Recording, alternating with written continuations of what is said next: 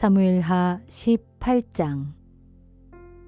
다윗은 자기를 따라온 군사들을 점검하면서 천부장들과 백부장들을 임명했다. 다윗은 자신의 부대를 크게 셋으로 나눈 후 첫째 부대는 요압에게, 둘째 부대는 수르야의 아들이요 요압의 아우인 아비새에게, 셋째 부대는 가드 사람 이때에게 각각 맡겼다. 그런 다음에 부대를 향해 다윗이 말했다. 이번 싸움에는 내가 몸소 여러분들과 함께 출전하겠소. 그러자 모든 사람들이 외쳤다. 안 됩니다. 그러시면 절대 안 됩니다. 저희들이 싸움에 져서 도망친다고 해도 적들은 그것을 대단하게 여기지 않을 것입니다. 그러나 왕께서는 저희들 1만 명보다도 훨씬 더 소중합니다. 그러므로 왕께서는 성 안에 계시면서 저희를 지원하시는 것이 훨씬 낫습니다. 그러자 다윗이 대답했다. 정 그러하다면 여러분들의 뜻에 따르도록 하겠소. 그러면서 다윗이 성문 곁에 서자 모든 군사들이 100명 혹은 1000명 단위로 행군에 나아갔다. 그때의 다윗은 군대를 지휘하는 요압과 아비새와 이때에게 특별히 명령했다. 그대들은 나를 보아서라도 어린 압살롬을 너그럽게 대해 주시오.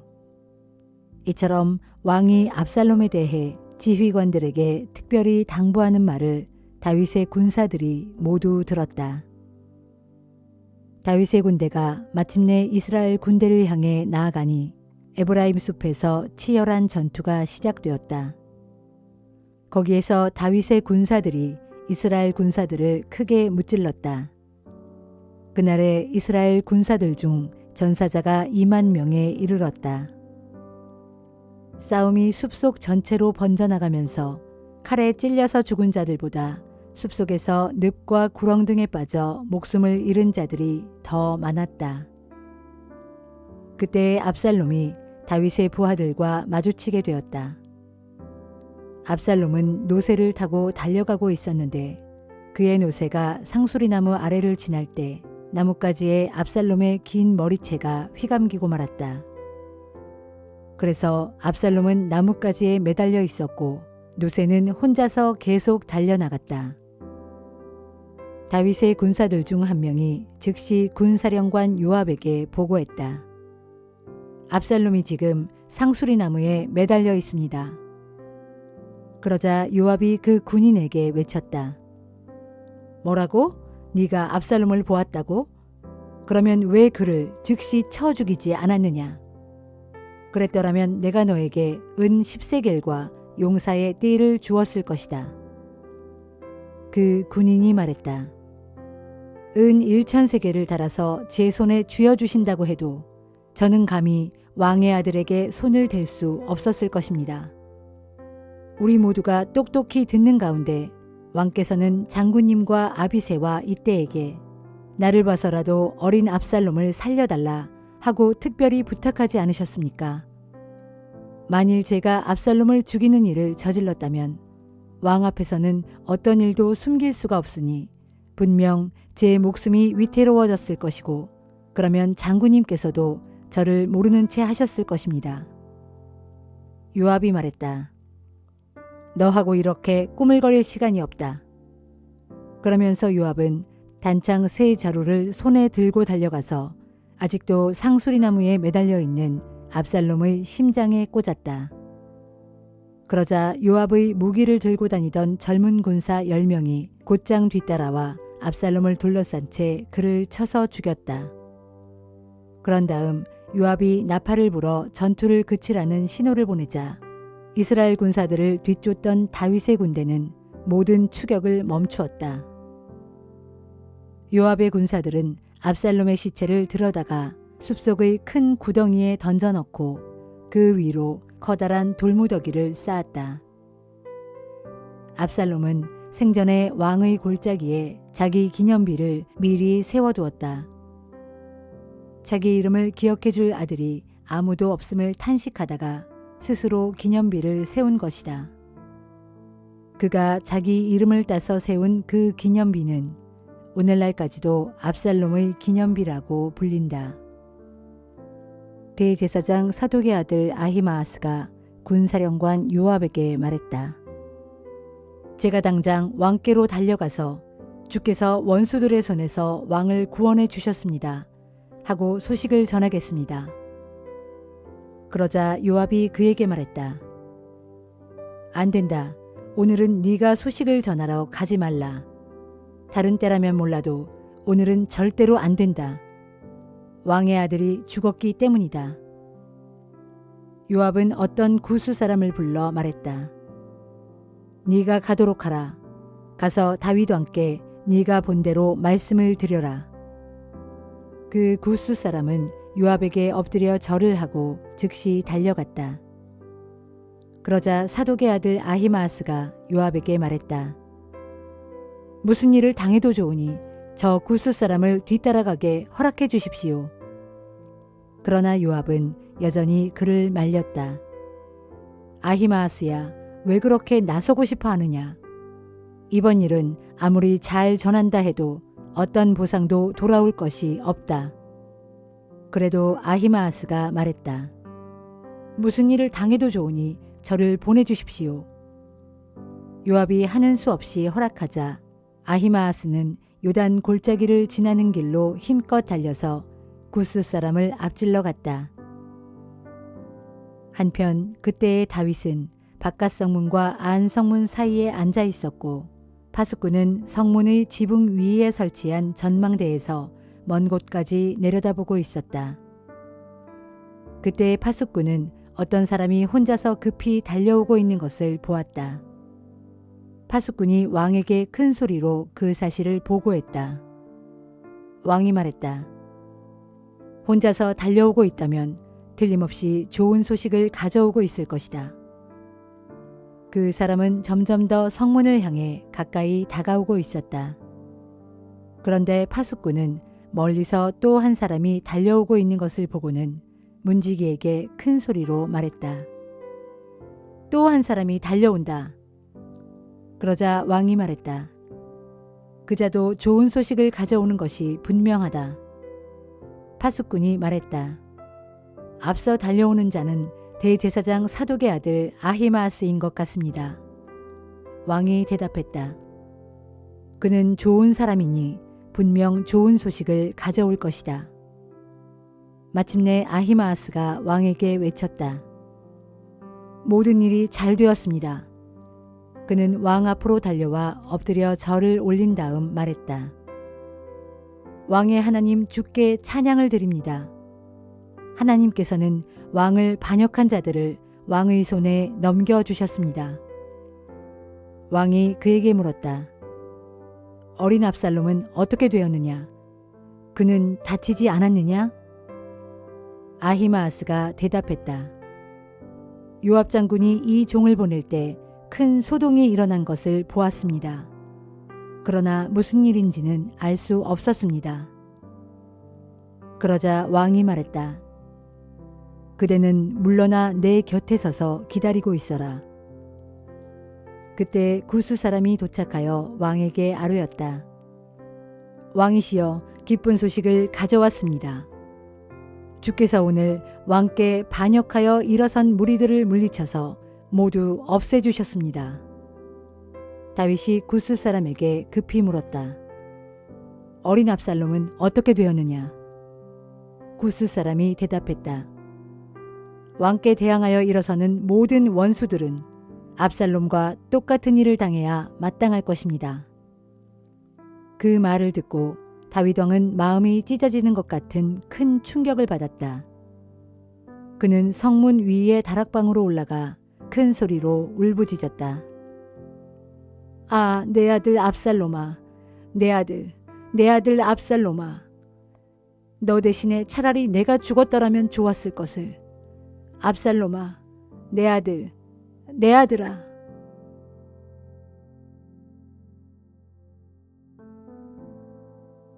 고린도 후서 11장. 형제 여러분, 여러분은 이미 그렇게 하고 계시지만 내가 좀 어리석은 말을 하더라도 참고 내 말을 꼭 들어주시기를 바랍니다.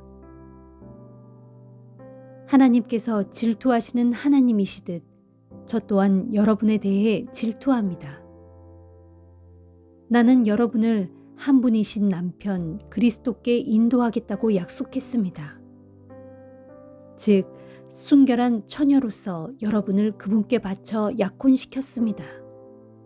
하지만 나는 두렵습니다. 하와가 뱀의 간교한 꾀에 빠져 속임을 당한 것처럼 여러분의 마음이 그리스도께 대한 순결하고 신실한 헌신에서 벗어나 부패하게 되지는 않을까 항상 마음 졸이고 있습니다. 누군가가 와서 우리가 가르친 것과 다른 예수를 여러분에게 전해도 여러분은 너무나 쉽게 잘 받아들입니다. 또 여러분은 여러분이 받은 것과 다른 영을 쉽게 받아들이고 여러분이 받아들인 복음과 다른 복음을 전해도 그것을 잘도 받아들입니다. 그러나 나는 저 위대한 사도들보다 조금도 뒤질 것이 없다고 자부합니다. 비록 내가 말재주는 별로 없을지 모르지만 지식에 있어서는 그렇지 않습니다. 이런 사실에 관해 우리는 이미 모든 면에서 여러분에게 분명히 보여주었습니다. 나는 여러분을 높이고 나 자신을 최대한 낮추어 여러분에게 값없이 하나님의 복음을 전했습니다. 그런 것도 죄가 됩니까? 나는 여러분을 섬기기 위해 다른 교회들로부터 경제적인 지원을 받았습니다. 말하자면 그것은 다른 교회에서 삭슬 빼앗은 셈입니다. 내가 여러분과 함께 지내는 동안 생활이 어려웠지만 여러분 가운데 누구에게도 폐를 끼치지 않았습니다. 그것은 마케도니아에서 온 형제들이 내가 필요로 하는 것들을 공급해 주었기 때문입니다. 나는 모든 면에 있어서 여러분에게 짐이 되지 않으려고 했었고 그 점은 앞으로도 마찬가지일 것입니다. 진실로 내 마음속에 있는 그리스도의 진리를 두고 맹세하건대 아가야 지방에 살고 있는 어느 누구도 나에게서 이런 자랑거리를 멈추게 할 수 없을 것입니다. 내가 왜 이렇게 하는 것입니까? 내가 여러분을 사랑하지 않기 때문이겠습니까? 결코 아닙니다. 내가 여러분을 사랑한다는 것은 하나님께서 잘 알고 계십니다.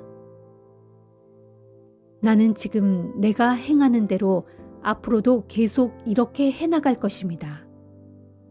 그 까닭은 우리와 같은 방법으로 하나님의 일을 하고 있다고 자랑하고 싶어서 항상 기회를 노리는 사람들에게 그 기회를 없애버리기 위해서입니다.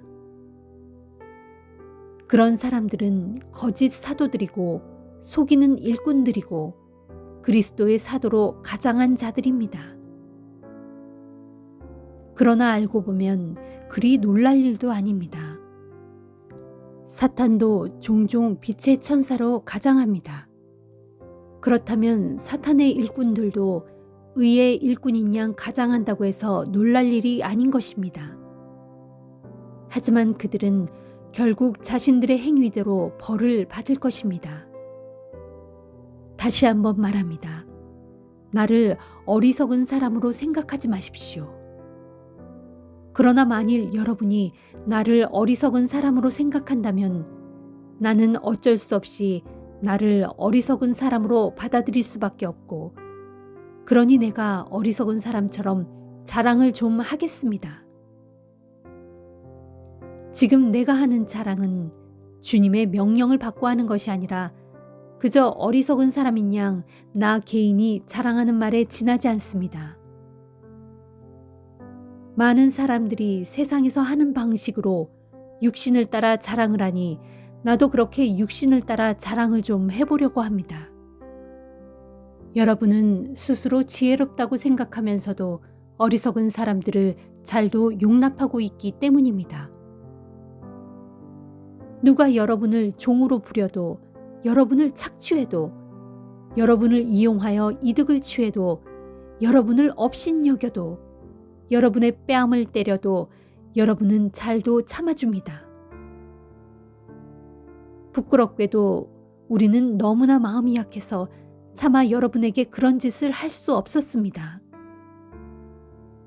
그러나 만일 누가 무엇을 감히 자랑한다면 나도 어리석은 사람 마냥 충분히 자랑할 수 있습니다. 그들이 히브리 사람입니까? 나도 히브리 사람입니다. 그들이 이스라엘 사람이라고 하던가요? 나도 그렇습니다. 그들이 아브라함의 자손입니까? 나도 그렇습니다. 그들이 그리스도의 일꾼이라고 말합니까? 지금 내가 정신 나간 사람처럼 말합니다만 나는 그들보다 더욱더 그리스도의 일꾼입니다. 사실 나는 그들보다 훨씬 더 열심히 일했습니다. 그들보다 더 여러 번 감옥에 갇혔고 그들보다 더 많이 채찍으로 맞았습니다. 심지어 복음을 전하다 죽을 뻔한 적이 한두 번이 아닙니다. 복음을 핍박하는 유대인들에게서 40에서 하나를 뺀 39번의 태형을 5번이나 당했습니다. 채찍으로 맞은 것이 3번이요. 돌로 맞은 것이 1번이고 파선을 당한 것이 3번이며 또한 밤낮 하루를 바다 위에서 이리저리 떠다니며 헤맨 적도 있습니다. 끊임없이 이곳저곳 전도 여행을 다니는 동안 강물의 위험과 강도의 위험과 동족 유대인의 위험과 이방인들의 위험과 도시의 위험과 광야의 위험과 바다의 위험과 거짓 신자들의 위험을 겪었습니다. 뿐만 아니라 힘든 노동에 시달렸고 뜬 눈으로 밤을 지새운 적도 수없이 많았습니다. 굶주리고 목말랐으며 먹을 것이 없어 굶은 적도 많았습니다. 또한 몸에 걸칠 옷이 없어서 추위에 떨었던 일도 있었습니다. 이런 일들을 다 제쳐놓고서라도 무엇보다 날마다 나를 짓누르고 있는 것이 있었으니 그것은 곧 모든 교회를 향한 내 마음의 무거운 염려입니다. 누가 약해지면 내 마음도 한없이 약해지고 누가 죄에 빠지면 내 마음도 아파 속이 뭉그러집니다. 내가 꼭 자랑을 해야 한다면 나는 나의 약한 점들을 자랑하겠습니다. 영원히 찬양받으실 하나님, 곧 주 예수 그리스도의 아버지 되시는 하나님께서는 내 말이 조금도 거짓이 아님을 아십니다. 수리아의 다메섹에서는 아레다 왕의 총독이 나를 체포하려고 다메섹 성문을 지키고 있었습니다. 그러나 형제들이 나를 광주리에 담은 후 성벽 위에 있는 창문에서 아래로 달아내려 주어서 내가 그의 손에서 무사히 벗어날 수 있었습니다.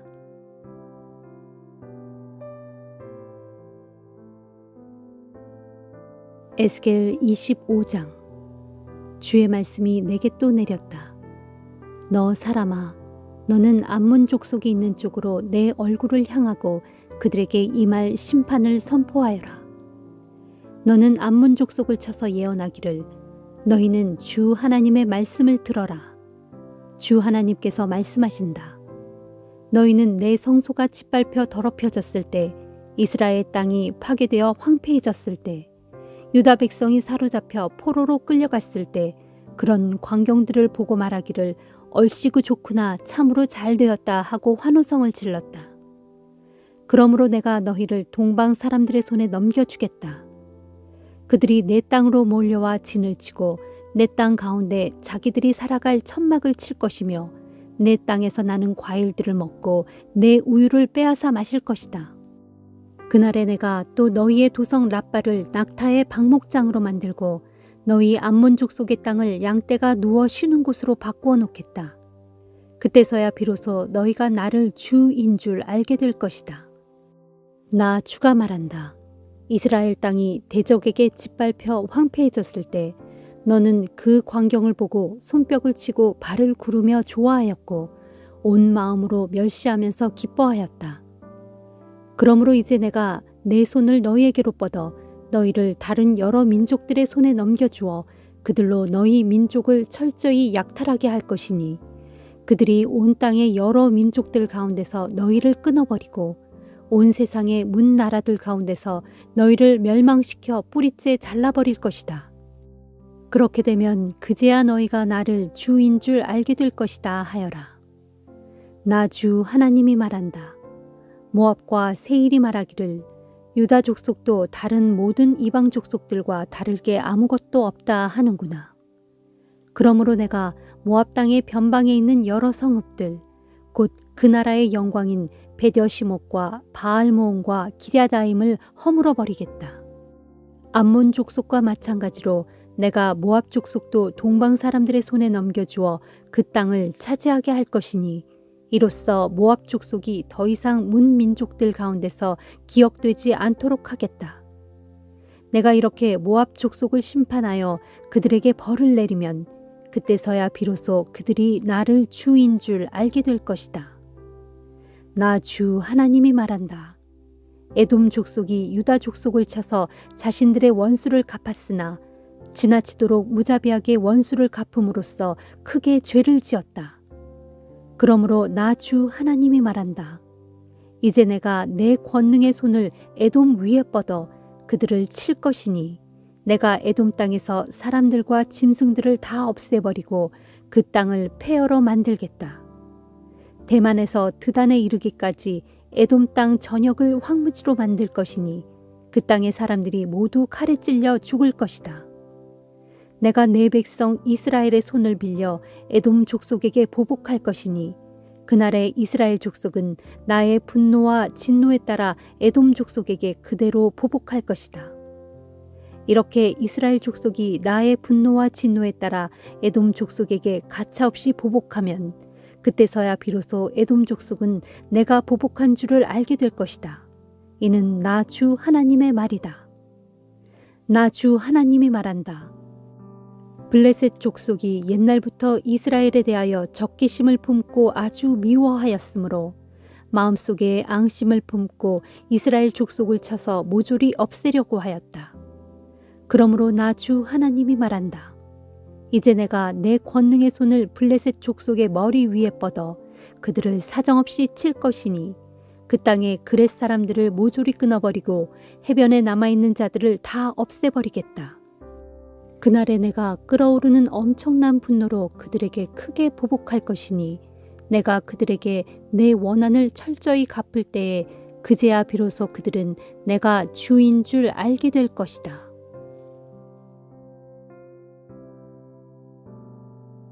시편 73편.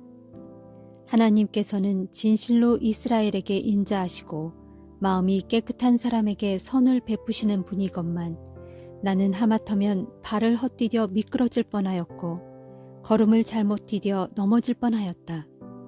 그 까닭은 내가 악한 자들이 잘 먹고 잘 사는 것을 보고는 그런 거만한 자들의 형통을 부러워했기 때문이다. 그 자들은 고생이란 것을 모른 채 일평생 몸도 건강하고 아무런 문제도 없다. 살다 보면 짊어지게 마련인 인생의 근심 걱정과도 거리가 멀고 심지어 누구나 겪는 병치레도 하지 않는다. 그리하여 저들은 교만을 목걸이처럼 걸고 다니고 폭력을 나들이 옷처럼 온몸에 두르고 다닌다. 저들은 잘 먹어서 살은 피둥피둥하게 쪘고 거만하게 눈을 치켜튼 채 뻐기면서 다니고 마음속의 탐욕은 하늘 높은 줄 모른다. 언제나 남을 비웃기를 잘하고 악의에 찬 말을 마구 쏘아붙이며 거만한 태도로 다른 사람을 짓누르는 폭언을 일삼는다. 입을 놀려 하늘을 욕하고 혀를 날름거리며 온 세상을 제 소유물인 양 휩쓸며 쏘다닌다. 그리하여 하나님의 백성들조차 저들에게 홀려 저들을 뒤따르며 마치 물을 들이키듯 저들이 하는 말을 그대로 받아들여 그러면서 덩달아 말하기를 하나님께서 여기에서 벌어지는 일을 어떻게 아시랴? 아무리 높으신 분이라고 해도 어떻게 다 아실 수 있으랴 한다. 그런데 보라, 저들이야말로 정말로 악한 자들인데 언제나 세상에서 편안한 생활을 하고 저들의 재산은 자꾸 늘어만 간다. 그러므로 내가 내 마음을 항상 깨끗이 하고 작은 허물조차 없애려고 애쓴 것이 무슨 소용이란 말인가. 내 손으로 죄짓지 않고 깨끗하게 살아봐야 모두 헛일이 아니었던가. 그런 나야말로 악인처럼 하루 종일 얻어맞기 일수요. 아침마다 벌 받는 것이 내 하루 일과처럼 되지 않았던가.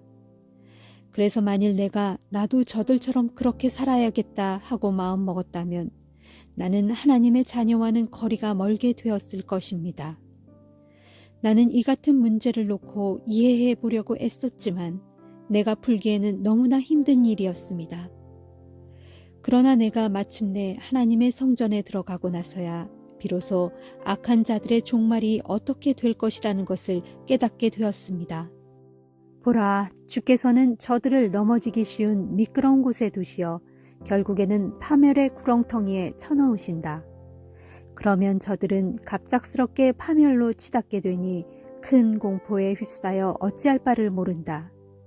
그리하여 아침에 일어나면 모두 사라지는 꿈과도 같이 주께서 일어나 행하실 때에 저들은 한낱 꿈처럼 흔적도 없이 사라지고 만다. 그동안 내 마음이 심히 괴로웠고 내 창자가 찔린 듯이 아팠지만 나는 우둔하여 아무것도 몰랐고 주님 앞에서 한 마리 짐승과도 같았다. 그러나 내가 주를 떠나지 않고 항상 주와 가까이 하였으므로 마침내 주께서 내 오른손을 붙들어 주셨다. 주여, 주께서는 주의 교훈으로 내게 일러주시고 나를 이끌어 주소서. 그리하여 마침내 주님의 영광스러운 곳으로 이 몸을 데려가 주소서. 하늘에 올라간들 내가 주님 외에 누구를 의지할 수 있겠습니까? 땅에서도 내가 주님 외에 무엇을 더 바라겠습니까? 내 몸과 마음이 다 시들어갈지라도 하나님께서는 언제까지나 나의 힘이시며 나의 영원한 몫이십니다. 주를 멀리하는 자들은 다 멸망하리니 주께서는 주께 신실하지 못한 자들을 모두 쓸어버리실 것입니다. 그러나 이 몸은 하나님 가까이에 있으니 너무나 좋습니다. 내가 주 하나님을 나의 견고한 도피처로 삼았으니 이 몸은 주께서 행하신 모든 일들을 널리 전파하렵니다.